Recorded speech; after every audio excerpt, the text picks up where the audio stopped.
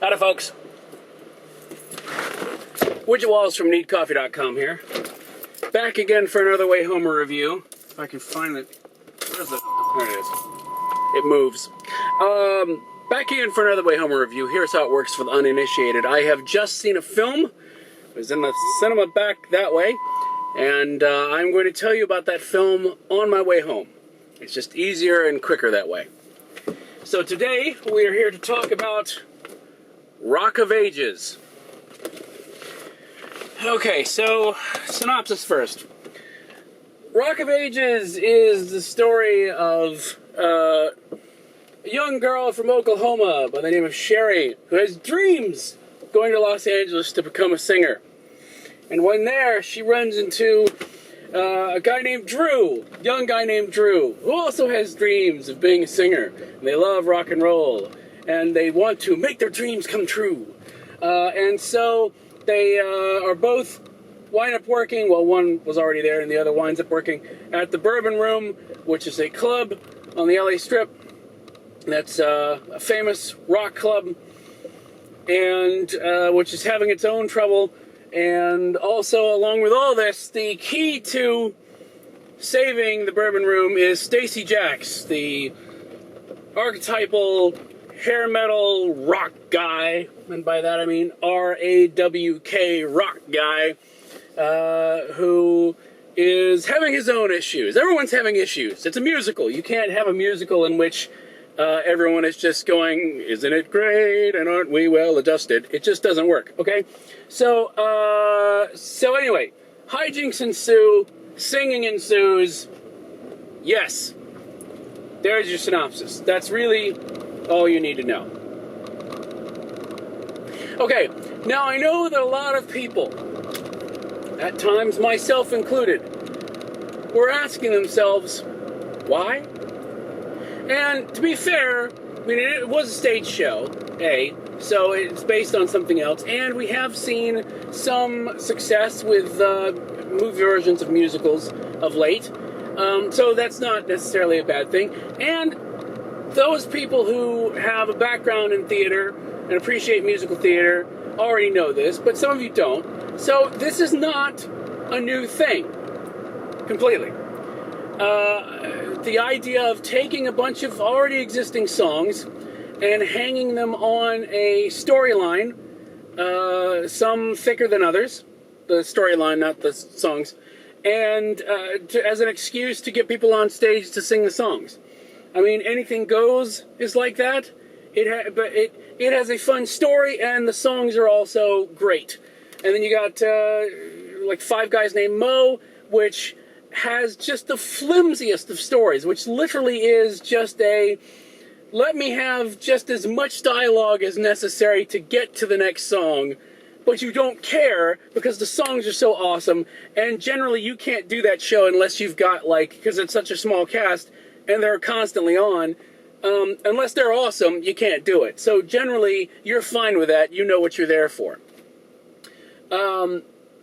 So, now, something may have existed in the past like this already, but just basically taking a bunch of, songs of a particular era, of a particular style, that of the glam hair metal band type thing, and putting a story so that you can basically get people to do it on stage like a musical. I mean, that's basically what this is. Now, so it's not, all of that to say, the concept is a proven one, and not inherently bad. They actually have a term for it, the jukebox musical, right? So, all of that to say, concept not inherently bad, how's the execution? Well, here's the amazing thing, is that going into this, I thought, okay, well, I'm probably going to enjoy Tom Cruise, because I like Tom Cruise. I especially like Tom Cruise in a role where he's not necessarily Tom Cruise. I mean, Magnolia, Tropic Thunder, when he really goes completely out of the box, he appears to be having a great time, and thus I have a great time, okay? Also, you had certain other things that, that had promise based on the trailer. I mean, the concept of Alec Baldwin and Russell Brand singing a duet, that to me ranks up there with walking out of The Lion King going, wow, I just watched Jeremy Irons sing a song that involved Cheech Marin and Whoopi Goldberg. I never saw that coming. That sort of thing. So, I mean, there was some promise there. Now, what I can say unequivocally is that, its heart was in the right place. And by that I mean that it did have a heart, and it wore it on its sleeve a lot and to a fault. Because one of the things that I find, at least, about, RAWK rock, is that at the time when it was full on happening, in the era when the musical is taking place, 80s, it seemed to me, at least, to be very earnest, right? I mean, I don't think at the time, and again, this is just my perception, that something like Sister Christian had a great deal of, self-parody built into it. Now granted, you had certain things that the showmanship went beyond, but I mean, Henry Rollins has pointed out that the hilarious thing about all these rockers is that, their power ballads are what would actually sell. So, I mean, it sort of lends itself to becoming so earnest that it goes beyond earnest and becomes self-parody and has the potential to be hilarious, right? So, what I found surprising, especially after Tom Cruise got into the movie, is that when the movie stopped trying to take itself so seriously, stopped trying to be so deadly earnest about the love story and everything else, when it just went nuts. I mean, you will eventually see, whether you rent the DVD or not, somebody will put it out there.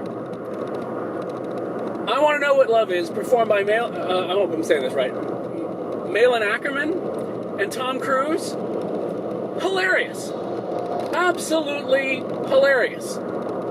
And if the entire movie had gotten the memo of, no, let's have fun, let's poke fun at this while yet also kind of enjoying it, right? So it's not like, well, let's just make fun of rock and roll. I mean, that's not what it's there to do.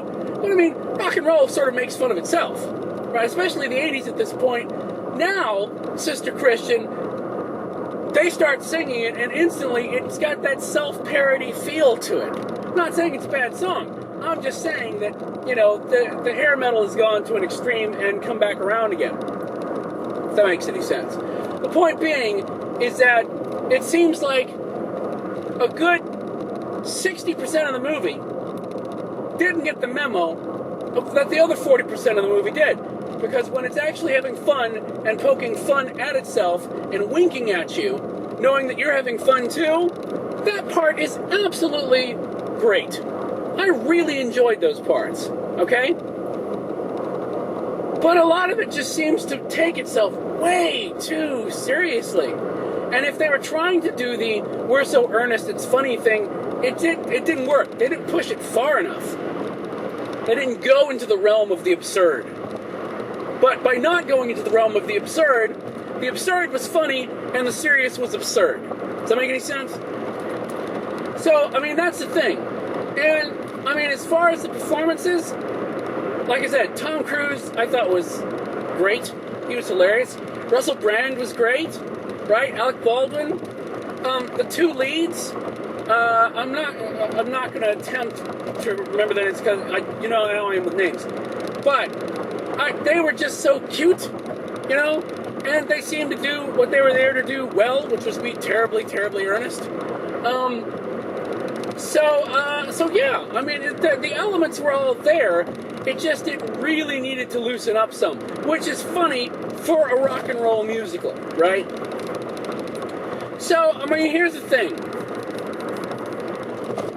If you're a really huge, and I'm talking toughly level, rock fan, right? RAWK, rock fan.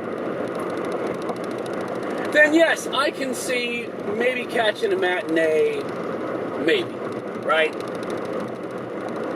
But for the most part, even the people who just like the music in the movie, I don't think you're going to lose that much catching it on DVD.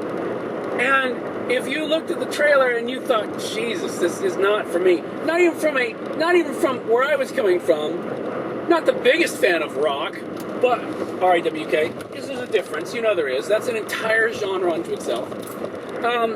Even from a curiosity perspective, a curiosity, that's right, curiosity perspective, because I like musicals, right?